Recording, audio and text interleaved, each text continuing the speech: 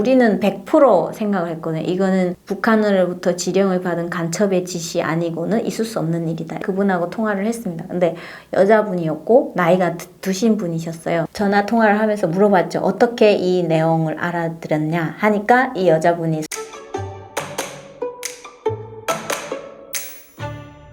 안녕하세요 여러분. 오늘도 또 아오지 누나가 찾아왔습니다. 오늘은 좀 무거운 주제를 가져왔는데요. 저에게는 한국에 와서 북한에 대해서 좀 무섭다고 느꼈던 일이기도 해서 여러분들께 전해드리는 게 의미 있다고 또 생각했던 것 같아요. 사실은 숨기고 싶었던 얘기인 것 같기도 한데 저는 또 진실만 전해드리잖아요. 그래서 오늘 무거운 주제지만 여러분께 전달드리고자 이 주제를 선정했습니다. 어떤 내용이냐? 바로 평양에서 전화 왔다는 겁니다. 평양에서 그러면은 왜 전화 오느냐? 그리고 뭐 탈북민이 북한으로부터 전화 받는 게 뭔 큰일이라고 이렇게 생각하시는 분들도 있으실 거예요. 한국에 와 있는 탈북민 대부분이 북한에 있는 가족과 연락을 주고받거든요. 근데 이 내용은 좀 그 내용하고 다르기 때문에 여러분께 말씀드리고자 하는 거고요. 사실 저는 아오지가 고향이라고 했잖아요. 그래서 한국에 2008년에 온 이후로 제가 4월에 한국에 왔거든요. 2008년 4월에 왔는데 그러니까 2008년 같은 해 11월에 엄마랑 처음 통화했어요. 그래서 그 통화를 하고 나서 그 이후부터 쭉 한 10년간 엄마에게서 생활비를 보냈고요. 2019년, 20년에 코로나가 이제 창궐하잖아요. 연락이 거의 끊긴 상태로 지금 지내고 있다는 말씀 드리고 싶고요. 그러면 코로나 이후에 연락 전혀 안 하냐? 또 그렇지는 않습니다. 지금도 매일 이렇게 통화하시는 분들도 가끔 계시고요. 브로커들이 가족과 뭐 친척 이런 분들을 찾아주는 브로커가 중국과 북한에 있어서 연결해주는 거라고 대부분 생각하시면 되고요. 저는 아예 북한의 보위부가 개입을 해서 저한테 연락을 한 케이스이기 때문에 여러분께 전달드리는 겁니다.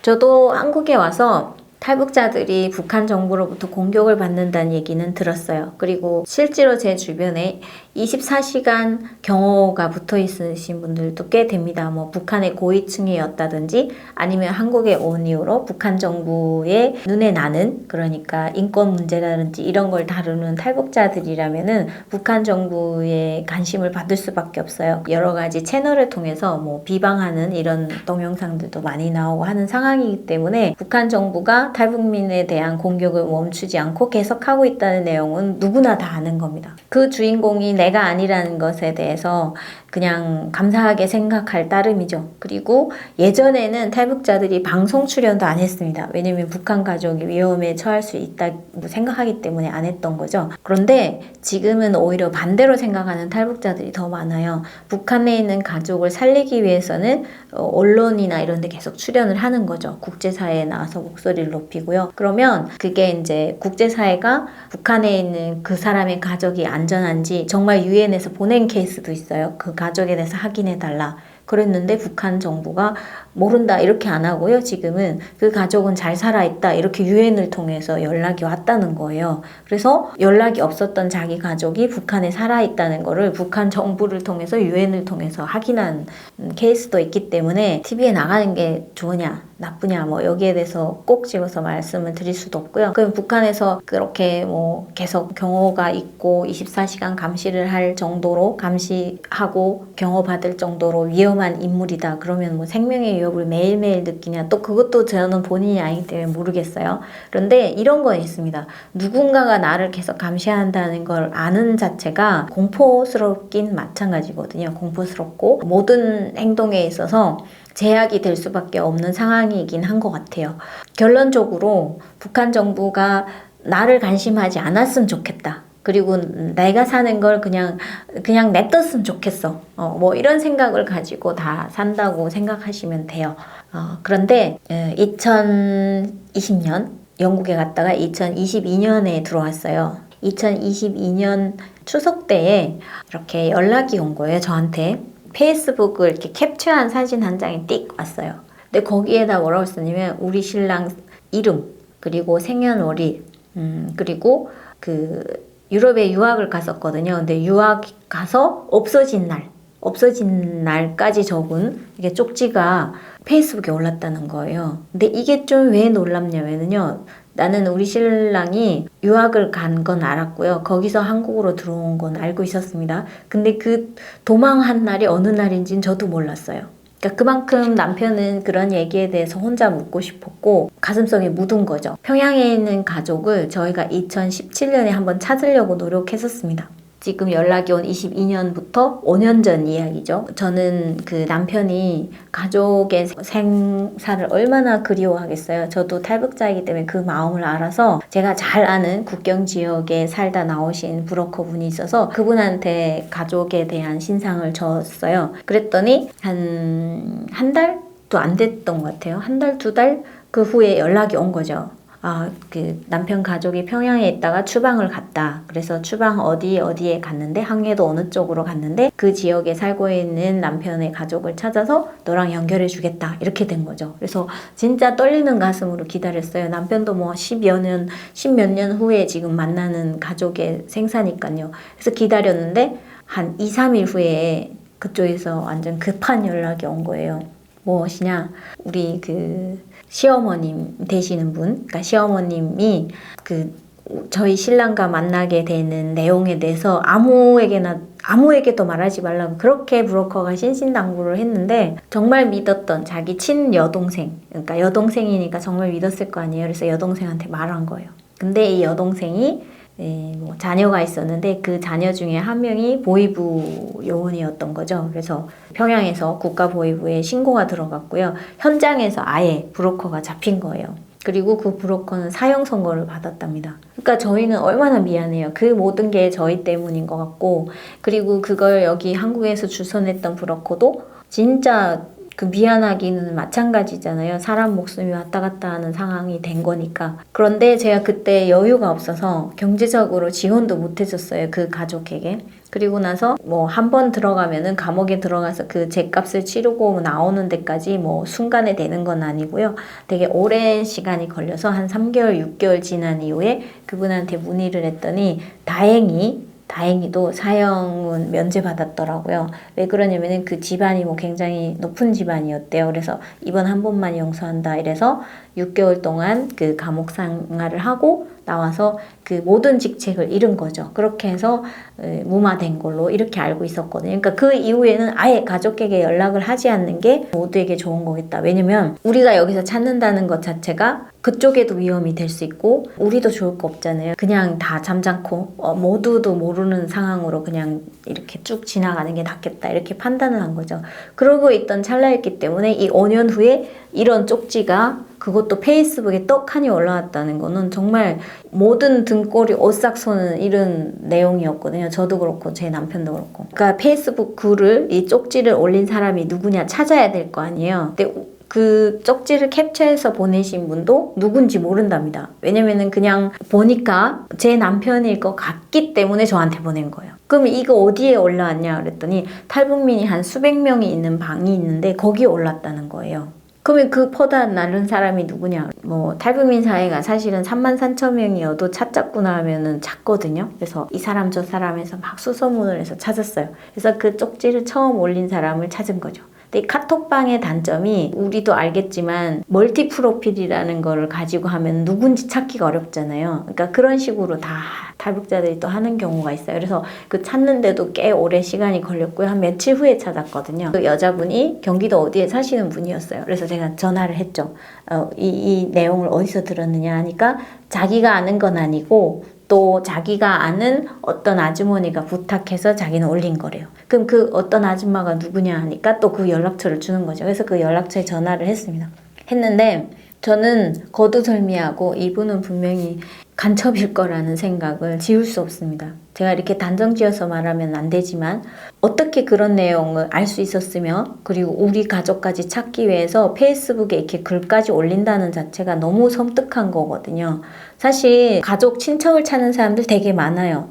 그런데 이렇게 막 페이스북에 아무도 모르는데 올리는 사람은 대부분 없고요. 무슨 이런 탈북민 커뮤니티나 그런 데 올립니다. 그래서 뭐 가족이 누군데 누구의 부탁으로 찾는다 이렇게 해서 연락처까지 다 올라온다고 보시면 되고, 이렇게 누군가 이렇게 해서 찾는 것 자체가 일단은 이해가 안 갔고요. 그래서 그분한테 그 통화를 했어요. 그래도 뭐 호랑이를 잡으려면 호랑이 굴에 들어가야 되잖아요. 우리는 100% 생각을 했거든요. 이거는 북한으로부터 지령을 받은 간첩의 지시 아니고는 있을 수 없는 일이다. 이렇게 생각했기 때문에 그분하고 통화를 했습니다. 근데 여자분이었고 나이가 드신 분이셨어요. 전화 통화를 하면서 물어봤죠. 어떻게 이 내용을 알아들었냐 하니까 이 여자분이 설명을 하시는 거죠. 뭐 저희 남편의 동생을 어딘가에서 만났고 그 남편의 동생에게 이런 내용을 연락받아서 지금 찾기 위해서 이렇게 올렸다. 자기는 모르기 때문에 젊은 사람을 통해서 올렸다. 이렇게 말씀을 하시는데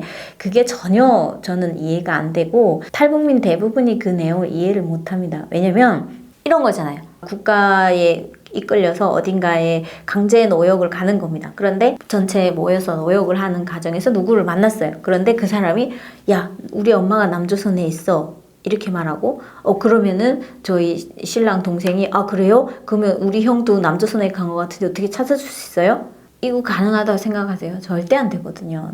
남한에 갔다는 것 자체를 가족이 있더라도 발설하면 안 됩니다. 그런 게 북한 사회인데 그것도 어딘가에서 타지에서 오신 분한테 그런 얘기를 듣고 했다는 거 우린 이해 안 갔죠. 근데 거기에서 그 할머니 보고 할머니 이거는 절대 틀린 거니까 네가 나쁜 놈인 것 같아 이렇게 말할 수는 없잖아요. 저에 대해서도 뭐 호구조사라고 하죠. 너는 집이 어디냐 뭐부터 시작해서 계속 물어보는데 다 거짓말로 대답을 했어요. 그 할머니한테 그렇게 대답을 하면서 보자 너희가 어디까지 가는지. 왜냐 이게 나쁜 놈인 줄 알지만 저희는 정말 가족의 소식이 궁금한 사람이잖아요. 정말 살아계시는지 돌아가시는지 이것만 해도 알고 싶은 그런 상황이기 때문에 어쨌든 끝까지 가보자 이렇게 해서 그래 뭐 이렇게 다 대답하고, 그러면 언제 다시 연락을 줄 거냐 이랬더니 자기 자녀가 뭐 아들이래요. 아들이 한 달에 한 번씩 연락을 오니 그때가 추석이었잖아요. 그러니까 추석이 그때 9월 달이었거든요. 그래서 10월 달이나 11월 달에 연락이 온다는 거죠. 그래서 그때 연락을 오면 누구 번호 주냐? 그래서 내 번호 줘라. 그래서 제 번호를 남겼거든요. 그리고 나서 10월, 11월, 12월이 되도록 연락이 안 오더라고요. 그래갖고 다시 그 할머니한테 전화했죠. 왜 전화 안 오냐. 그랬더니 그러게 나도 지금 잘 모르겠는데 어쨌든 좀 시간이 걸리는 것 같아. 이렇게 말씀을 하셔가지고 저도 생각했죠. 이게 사기꾼이구나. 그냥 그렇게 하고 지나려고 했어요. 그런데 그 다음에 2003년 5월 지금도 기억나는데요. 비가 많이 내린 날이었어요. 그날에 저희 남편이 병원에 입원했다 태어난 날이었는데요. 퇴원 수속을 하고 집으로 오는 차 안에서 전화가 온 겁니다. 전화기를 딱 보니까 전화기에 중국 단동이라고 떠요. 그 전화번호 자체가. 저 전화 많이 받아도 단동이라고 뜨는 전화는 처음 받았거든요. 근데 어쨌거나 단동이라고 뜨더라도 받아야 되잖아요. 북한에서 걸려온 전화는 분명하니까. 그래갖고 전화를 딱 받았죠. 받았는데 저희 신랑 동생이 딱 전화 받는 그 평양 말투, 그리고 남편에 대한 분노. 그러니까 첫 마디가 그랬어요. 남편 이름을 대면서 바꿔달라 이렇게 반말을 하더라고요. 그래서 좀 놀랬죠. 그래도 남편과 결혼하고 처음 듣는 도련님 목소리였는데 저는 정말 기대와 설렘 이런 게 가득했는데 그쪽은 분노에 차 있더라고요. 그래서 뭐 저는 더 할 수 없으니까 남편을 바꿔주고 스피커폰으로 이렇게 통화하는 걸 들었거든요. 근데 처음부터 마지막까지 분노에 차 있었습니다. 그리고 뭐 복수하겠다는 뭐 이런 내용까지 해가지고 되게 여기서 모두를 오픈할 수는 없는 내용이지만 그랬었어요. 그래서 남편은 지금 이게 자기 동생인지 아닌지 모르잖아요. 그러니까 둘만의 그런 내용들 이런 것들 계속 확인하는 상황이었고, 남편 동생은 동생 목소리도 못 기억하냐 뭐 이것부터 시작해서 부모님은 너 때문에 식사도 못하는데 너는 잘 있는 게 말이 되냐 이런 것까지 해가지고 정말 그런 내용으로 그냥 쭉 했어요. 그리고 끊고 나니까 정말 허무한 거죠. 이거는 뭐지? 우리 신랑은 가족과 한 20년 만에 통화한 겁니다. 그러니까 20대 초반에 나와서 한국에 오기까지 저도 그렇고요. 그런 20년이 거의 다 된 사람들인데 첫 통화가 그랬던 거죠. 그리고 나서 이제 다음 날이 됐습니다. 다음 날이 돼서 이제는 그 통화가 끝난 줄 알았거든요. 근데 다음 날 다시 오는 거예요. 그 단동 번호로. 그래서 또 받았죠. 그랬더니 이번에는 위챗을 깔라고 하더라고요. 지금 생각하면은 그걸 하지 말았어야 됩니다. 근데 위챗을 제가 깔았어요. 휴대폰에다가 위챗을 딱 깔았는데 그 다음부터 목통이 되기 시작하더라고요. 그 해킹하는 뭔가가 깔렸다고 하더라고요. 하여간 그때 너무 공포스러웠죠. 우리를 어디 가서든 찾겠구나. 그리고 나서 휴대폰을 누군가가 버리려는 거예요.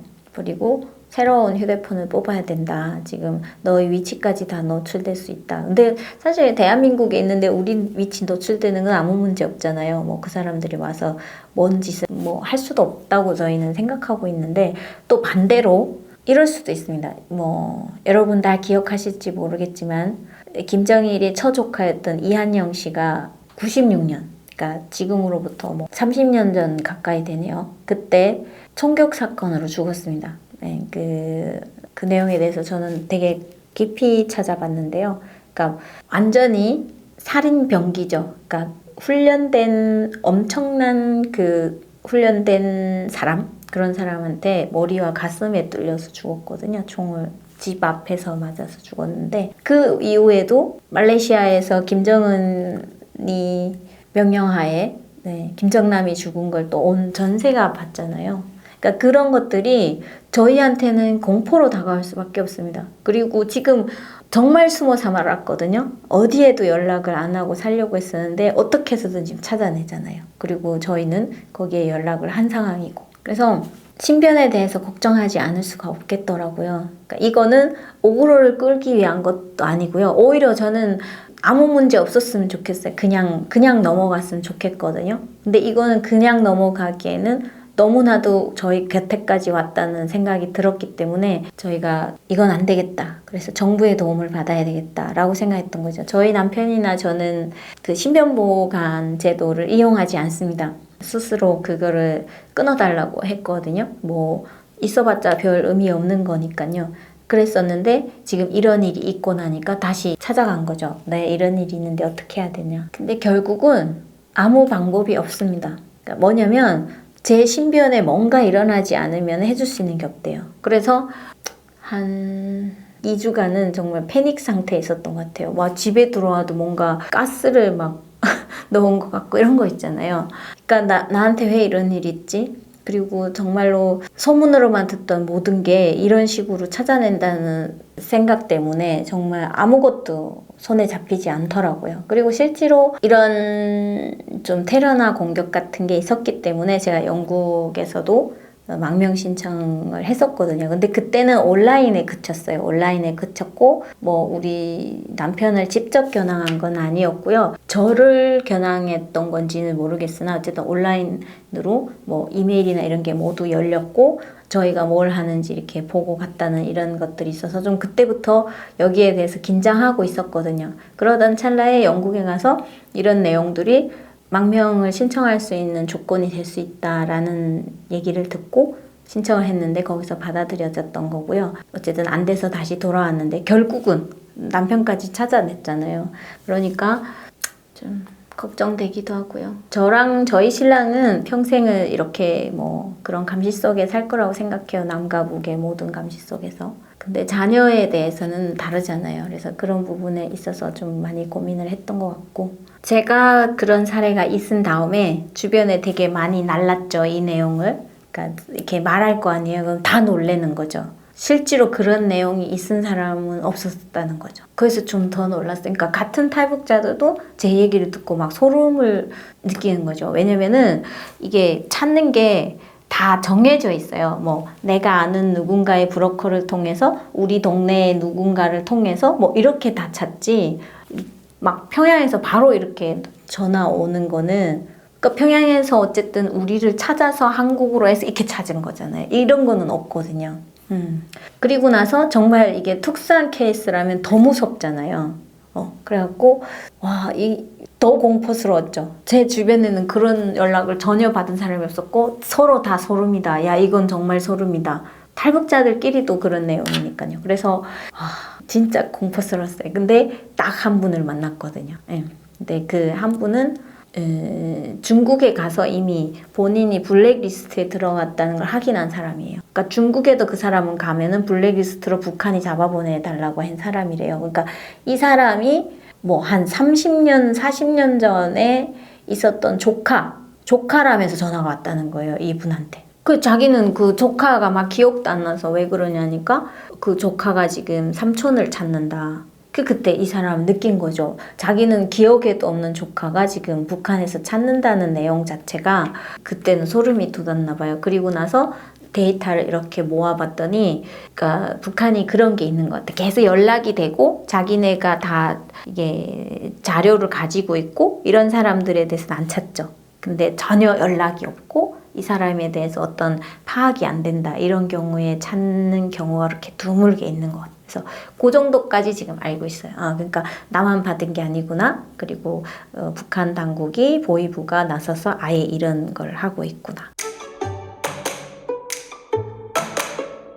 지금은 남편도 저도 그냥 운명에 맡기는 것 같아요. 어떤 일이 일어나든지 다 받아들일 것이다. 그리고 저희가 지금 갈 수 있는 곳은 없잖아요. 살 수 있는 곳이 대한민국밖에 없으니까요. 그냥 이제 더 나쁜 일은 일어나지 않기를 바라고 있습니다. 자, 오늘 내용은 좀 무거웠는데요. 혹시 이 내용에 대해서 좀 더 궁금하신 분들이 있다면은 뭐 깊이 있게 말씀드리고 싶은 마음도 있어요. 그런데 그냥 깊이 들여다보기보다는 간단하게 생각하시고 얕게 보셔도 아직도 남과 북은 이렇게 소리 없는 전쟁을 하고 있다는 내용을 인지하셨으면 좋겠고, 탈북자 한 명 숨어 지내는 수년간을 숨어 지냈던 탈북자 찾아내는 거 보시면 아시겠지만 북한이 지금도 못하는 게 없는 것 같아요. 그러니까 그런 부분에 있어서는 경각심을 가지시는 게 좋을 것 같고, 우리나라의 안보를 생각하는 부분에 있어서도 이 작은 것을 보시면서 조금 더 심각하게 보시는 계기가 됐으면 좋겠다. 제 영상이 그런 말씀을 드리면서 모두 마치겠습니다. 저희는 계속해서 열심히 잘 살아가면은 될 거라고 믿고 있어요. 그리고 대한민국이 세상에서 가장 안전한 나라잖아요. 저희도 잘 지켜줄 거라고 믿고 싶고 또 믿어야만 하고, 네, 앞으로도 계속 믿어야죠. 그렇습니다. 오늘은 여기까지 마치겠습니다. 혹시 궁금한 내용 있으면은 댓글이나 메일 보내주시면은 네, 그렇게도 전달을 해드리도록 하겠습니다. 그럼 다음 영상에서 또 만나요.